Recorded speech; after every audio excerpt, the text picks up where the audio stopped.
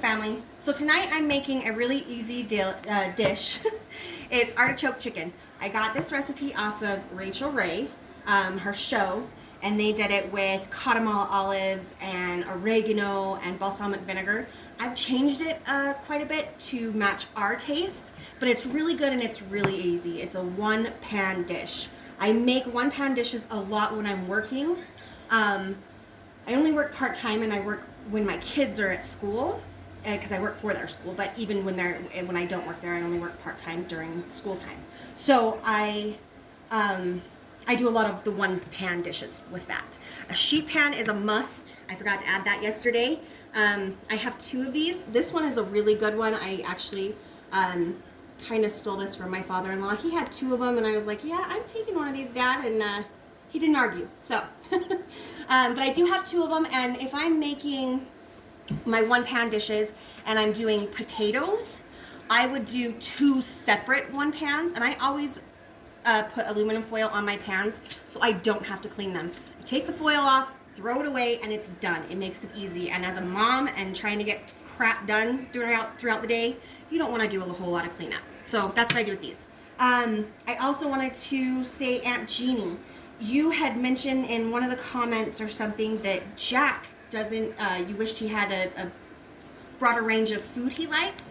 I implemented, and he might be too old for this now, but I got sick and tired of fighting with my kids and 5 bites or 2 bites or come on, just give it a try. So I implemented the 1 bite, 1 try rule in my, 3 bites, 3 try rule in my house, sorry. So my kids have to have 3 bites and the reason I do that is because the first bite, if you don't like the look of it or it smells kind of funky, the first bite you take, you're gonna spit it right out because you think it's gross. The second bite is gonna be pretty much the same. The third bite, you're actually getting a taste of it, and if you truly don't like it, fine, I'm good with that. But you have to pick a fresh vegetable out of the fridge to go in place of whatever it is you don't like. For instance, Kylie was squash. I normally have broccoli, cauliflower, cabbage. My son will just snack on chopped up cabbage. He's kind of weird like that. Tomatoes, little cherry tomatoes are a huge hit in my house. My kids love them. I love them. If I don't watch Kyler, he'll eat a whole little pint of them before I can even blink an eye. So they have to replace whatever it is they don't like with a fresh vegetable. I grew up where you get what you get and you don't throw a fit. And I'm still like that to a certain extent, but as an adult, I'm like, okay, there's some crap you just don't like. Mine was pot roast, but I remember sitting at my kitchen table as a kid and like peeling the little pieces of beef apart of my mom's beef pot roast and like dipping them in salt and eating them because I had to finish my plate. And I hated pot roast. So I did implement that just because I get that. Like I understood why my parents did it. And it is a good thing to like make your kids eat what's healthy for them. But that one I truly detested and I hated eating it, and I still do. Like I said, I will try anything, but that is something that I have implemented, and so that might help or work for Jack. And also, when we go to the grocery store, I always have my kids, I always ask them, okay, do you need anything? Do you want anything? And do you want to try anything? Having them go with you, which right now is kind of hard, but not too long ago, we went and they had dragon fruit. I think that's what it was. It was a dragon fruit. Yeah. And it was like $6 for this little tiny dragon fruit. But it was really good. And my kids are more willing to try stuff if they're involved with it. Even if they're just helping me sprinkle salt on stuff, they're just more likely to try. The dragon fruit was good, like I said, but I wouldn't just buy it to snack on it. But if I was making like a fruit tart, which I probably would never make because I can't bake, but if I was, or some sort of decadent dessert, I would buy a dragon fruit again. We did try, I go to the Asian Mart in Roy Sunset area. I don't know, it's over there somewhere. And we always pick new things to try there as well. One thing we thought we would really like was pickled garlic, and it was nasty. And I'm glad I got the small jar, but we ended up throwing the whole thing away because it was gross. But still trying it and getting them excited to try stuff has really helped. So I'm gonna get to cooking now. I'm also making, by the way, the tortellini pasta. This was fresh pasta. I normally don't make anything else to go with my one-pan dishes unless it's like maybe rice or a pasta. But this is going to go bad if I don't use it, and it's really good stuff. So I'm also using a little bit of heavy whipping cream because I'm going to make a brown garlic butter sauce to go on my tortellini. And then you'll need balsamic vinegar, olive oil, fresh cracked black pepper because I'm making olive oil and vinegar stuff to go with my bread. I have a baguette. Green olives, dried thyme, 2 cans of artichoke hearts, onion powder, garlic powder, pepper and garlic of any kind, and then salt. I'm just using the canned stuff because I have to work from 2 to 7 today. So I'm pre-making this so Kyle can just throw it in the oven when he gets home and be done with it. So, first of all, we're going to get our artichoke hearts out on the pan. And like I said, these are canned. You can use fresh and like cut them down. I do have some fresh ones in my fridge, but I have a different meal plan for that. But I've used them this way and it's really good as well. So I'll get all those put down and I will season them up. I'm seasoning these separately too because I don't like to over season my artichokes once I put my chicken on. So I'm seasoning both separately. This was made with chicken breast. You could do it with fish. You could do it with pork chops. I wouldn't necessarily do it with beef because I prefer my beef barbecued or seared and cooked that way. So, but you could do it with anything like that. So olive oil, salt, so a good sprinkle of salt, and then garlic powder. Use the crap out of this. And that's the end of that jar. A little bit of onion powder. And then you don't have to put these in order? No, like how you're doing it? Obviously. Well, and if you don't like one of them, just omit it. It was originally made with oregano, but I really like thyme. I think it has a citrusy, kind of fresher flavor. So that's what I use. And I always give my herbs a good rub to wake them up. And then just sprinkle that on. What, honey? You always say that. Well, that's because that's what I do. And then just a little bit of pepper, because Kylie doesn't like it. And then I'm going to season my chicken the same, but I don't add the thyme on my chicken. I've already seasoned the other side. This is chicken legs, and they're still partly frozen, which is fine. They'll kind of unthaw throughout the day, and then when they're cooking, and that gives the artichokes a little time to kind of crisp up around the edges while this is cooking through. And then onion powder and garlic powder. There we go. Try and stay on track here. So, and then I just put this right over it. And all the juices from the chicken is going to go down onto your artichoke as well and kind of season that. And it's, I mean, these meals are so good and so quick. So I will put my arch nemesis cling wrap over this. And when Kyle gets home, he'll cook it at 450 until the chicken's done. Probably about a half hour. Maybe 45 minutes if it's still pretty frozen. It just kind of depends, but he'll keep an eye on it and just make sure that skin gets crispy and everything's cooked through. So I'm going to set this over here. While I wait, I'm going to start my water to boil, and then we're going to work on our baguette. And the sauce for that. Kylie, you're going to have to help me with this. I hate cling wrap. And that's not a word I use. I don't let my kids use that word because I think it's terrible. What? Hate. But I truly, truly hate cling wrap, and it hates me. So, anyways. Then you have to record while I do the wrap thing. No. I don't get it. What am I supposed to do then? Just relax. So, this was a baguette that I got from Smith's. You can get them from Walmart, doesn't matter, wherever. I ended up buying 2 so I could freeze one and have it for later on. I know a lot of people say fresh bread is the way to go. I've never noticed a huge difference when I freeze my bread, so that's what I do. And this was also actually one of my Rachel Ray knives that my father-in-law put the handle on. Boop. And I just wanted to point that out. I love this knife, and he did a perfect handle for this one. So I'm just going to cut them kind of thin and on a bias. That's just popping from that. And we are going to dip our bread in olive oil and balsamic vinegar. Oh, that was something else I need to do really quick. So I'll finish cutting this later. I just wanted to show you kind of how I cut it up. But I take my balsamic vinegar, sorry about that, And I kind of douse a little bit over my chicken and my artichoke. That's how the recipe was made. And actually, they might have used like a reduction. I never have. I love balsamic vinegar. I love the flavor, but I've never done the reduction. And I actually think that's what they used, but it doesn't matter. It still has that yummy flavor. So,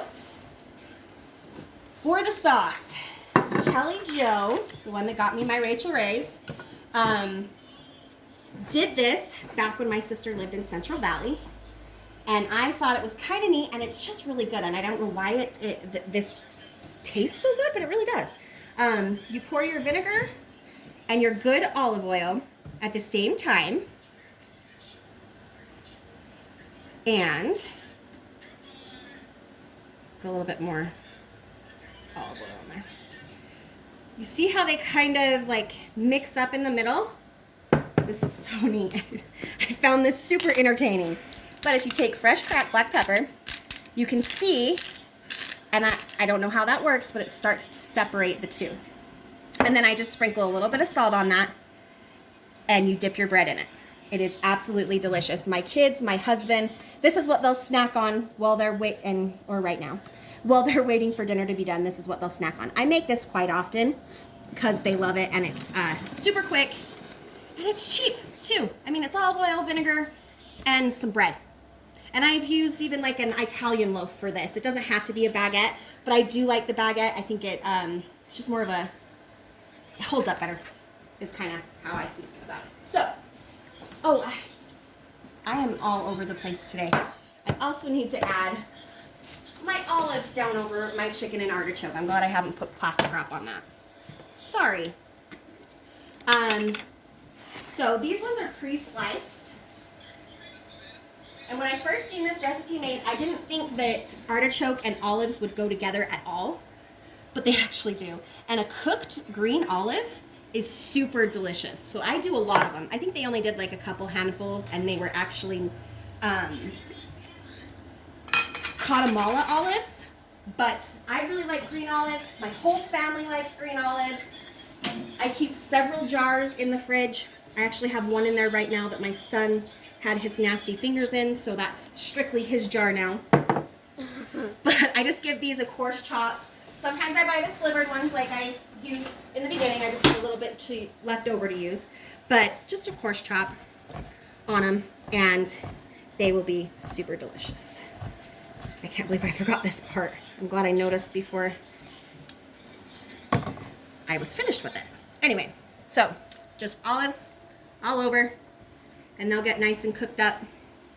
I didn't know a cooked olive would be good, but it is. So, all right. Throw this in my sink and rinse my hands, and then we'll get over to the pasta. Because it's fresh pasta, to cook it to al dente, it only takes about 3 minutes. Sorry. So get out of the bread, kid. Sorry. So once this comes to a rolling boil, which is just about there, I'll add my handful of salt in there because you want your water to taste like the sea. Cook it for 3 minutes. I'm actually going to set a timer today because it's really important that it's like super close to that 3 minutes, and I don't want to forget about it.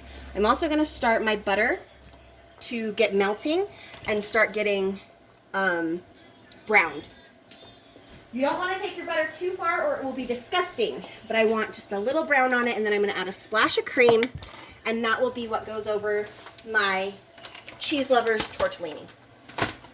So that's pretty much there. Let's get a big handful of salt in that.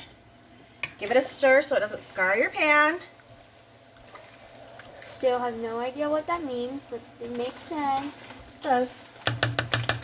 And then I'm going to put my cheese tortellini in. Sorry, honey, did that get you? Yeah, Back I got up my just foot. a little bit. Your foot? Oh, it Yeah. splashed. I'm sorry, sweetheart. Back up just a little bit.